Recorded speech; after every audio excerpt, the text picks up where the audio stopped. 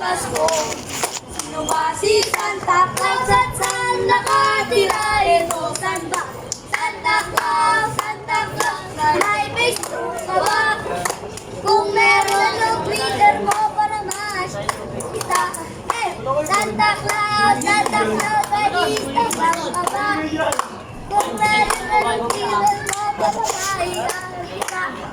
Ako nag-iisip na pinagtataka kung bakit siya nakasakay sa usap. Bakit siya mataba? Pinilang siya.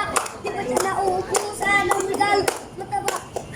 Mahaba ang bakit hindi kahit sino pa si Santa Claus para lang malaman ko. Ano ba ang nasa niya? Para matawagan ko. Santa Claus, may Instagram ka ba?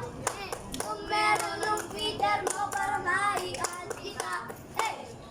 1, 2, 3, go. Merong magbibigay. Merong magbibigay. Merong magbibigay. Siyempre naman. Isang rap pa. Isa pa.